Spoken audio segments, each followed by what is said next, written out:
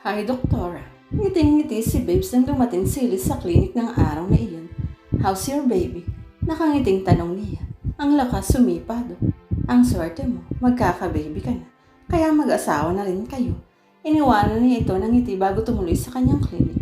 Nagulat siya sa nadat nandoon. Kung kahapon ay mga bulaklak, ngayon naman ay maliliit na lobong pinagdikit-dikit at ikinorteng puso.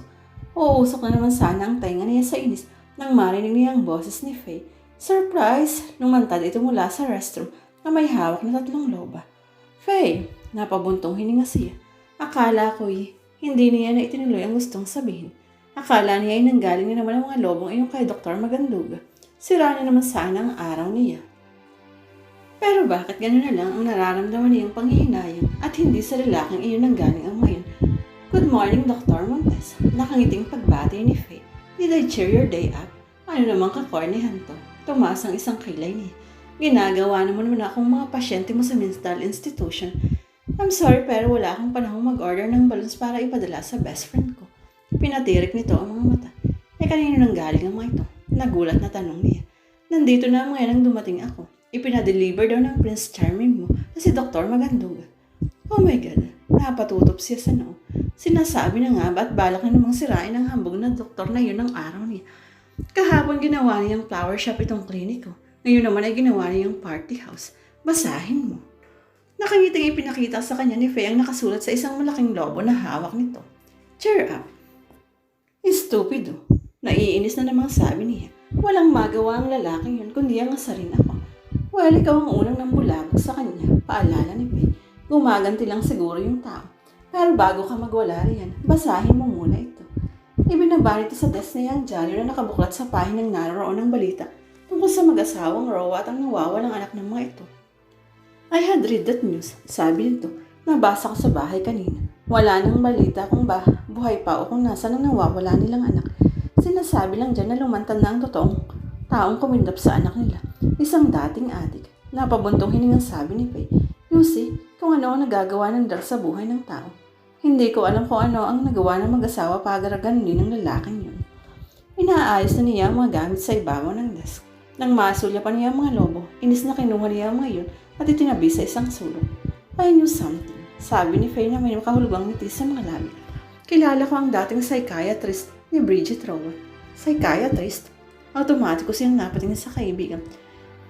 He's my co-doctor at St. Mary's Institute for Mental Health. Pero hindi si Dr. Kate Abarientos ang nagdaldal sa akin ng tungkol sa nangyari kay Bridget Rowa, kundi ang matabil niyang sekretaryang tumanda na sa paninilbihan sa kanya. What happened to Mrs. Rowa? Naku-curious na tanong niya. Naupo ito sa visitor's chair sa harapan ng desk niya. Bridget Del Rio Rowa came from a rich clan. Pero mula pa sa simula ay umibig na siya ng gusto kay Ramon Chito Rowa o Chito. But at that time, Chito was deeply in love with Rafaela Paredes. Sino naman yun? Tanong niya. Ang asawa ng tatay ng dating Prince Charming mo.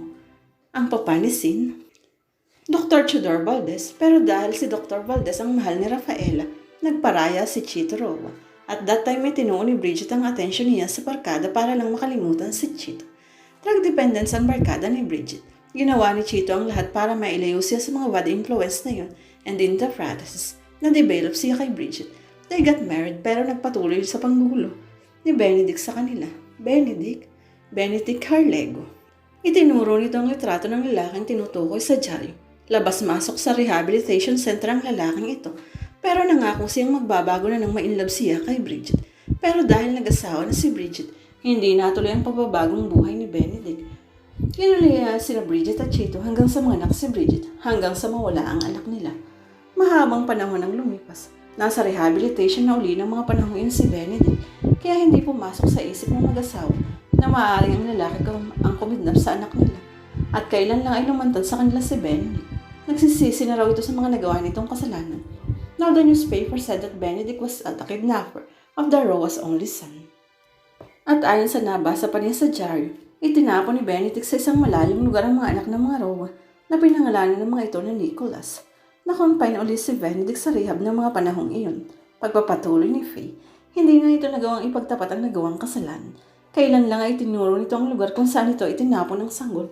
Pero paano pa nila mahahanap ang bata pagkatapos ng maraming taon? It had been 35 years since the child was kidnapped. Paano naging doktor ni Bridget? Si Dr. Abarrientos, tanong niya. Nang mawala ang anak niya, halos mawala sa kanyang sarili si Bridget Roa. Kinailangan siyang patingnan ng kanyang asawa sa isang psychiatrist. Awang-awa siya sa mag-asawang Roa. Hindi na sana niya naging pasyente ang mga ito at nang hindi na siya naapektuhan ng ganun. Kahit sinong ina ay mawawala sa sarili sa oras na mawala ng anak. So much for that, sabi niya pagkuhan. Wala naman tayong magagawa para mabalik ang anak nila. Umahon siya sa upuan at tinampot ang bes na lalagyan ng maliliit na balos. Magtutuos muli kami ni Dr. Maganduga na yun. Ano ba talaga ang gusto mong palabasin? Pabagsak na ibinaba ni Elise ang mga logo sa desk ni Dr. Maganduga. Ang sabi mo ay ayaw mo nang makakatanggap ng mga bulaklak mula sa akin, hindi ba? Anang doktor, well hindi naman mga bulaklak ang ngayon. Those are balloons. Tigilan mo na to. Nanggigilid na sabi niya. Ginugulo mo na ang buhay ko. And look who's talking. Napailing ito. Ikaw ang unang lumapit sa akin. Ikaw ang unang nanggulo sa tahimik kong buhay. Ayoko na. I admit na nagkamali ako. But that foolishness is over na. Tigilan na natin pareho ito. Come to think of it, nakangiting umahon ito mula sa swivel chair na nakapangulsa ang mga kamay at hinarap siya. Hindi kaya nangyari ito dahil tayo ang para sa isa't isa. What happened was just a way para pagtagpuin ang mga landas natin. And here we are. This is our destiny. Bigla siyang natigilan. Ito ang tipo ng taong hindi maniniwala sa mga ganoong bagay. Kaya anong pinagsasasabi nito? Huwag na nating sayangin ang magandang pagkakataon, Elise. Dahan-dahan itong makbang palapit sa kanya. Let's accept each other. Huwag na nating pahirapan pa ang mga sarili natin. Anyway, we're both attracted to each other.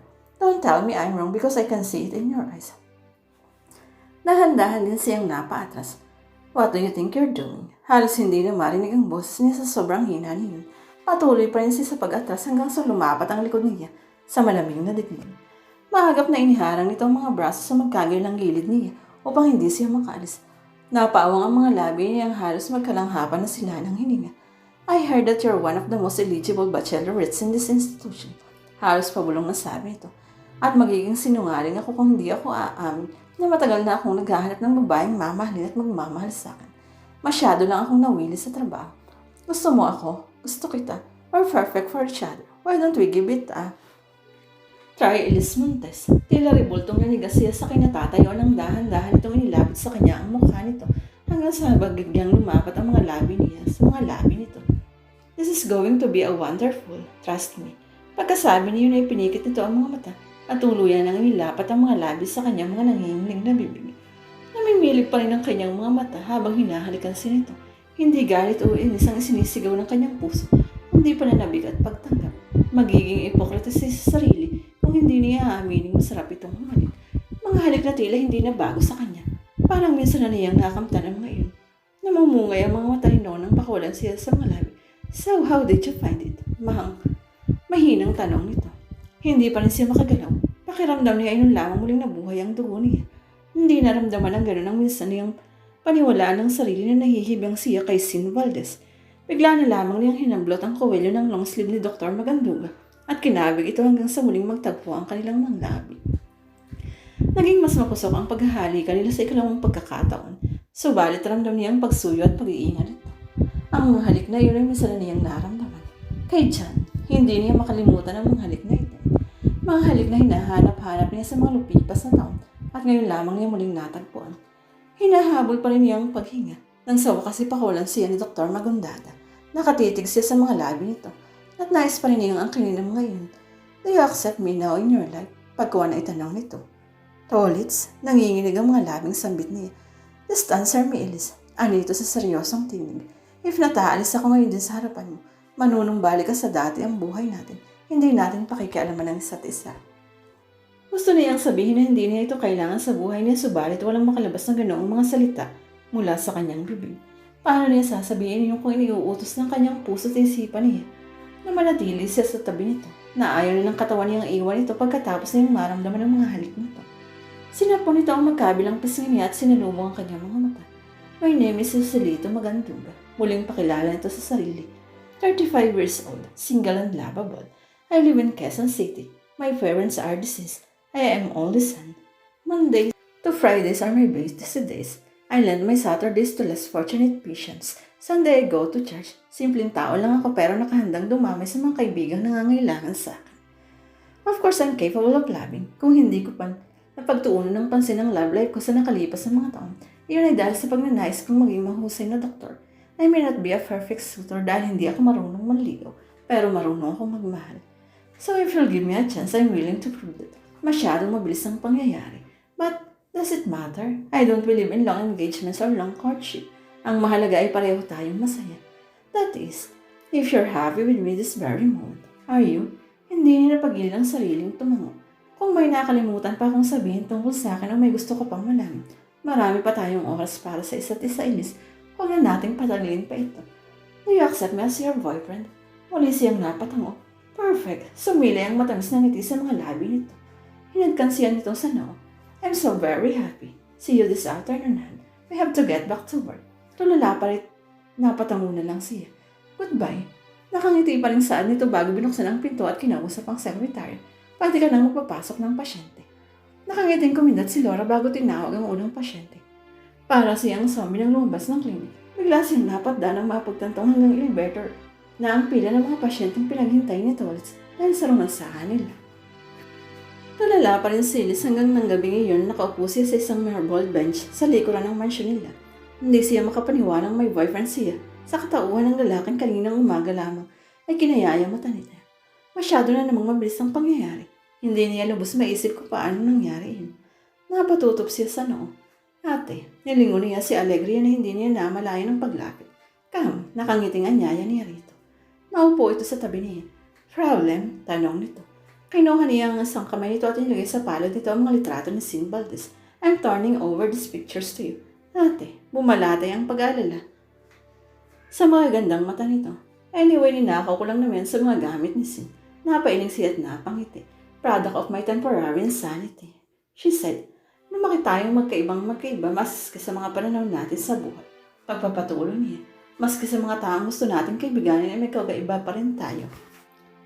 You can get along with the Tantas very well and me to the Monteses. Ang sabi nila, simple ka, sosyal ako. Kaya siguro hindi tayo naging close sisters tulad ng iba. Mataas ang pangarap ko.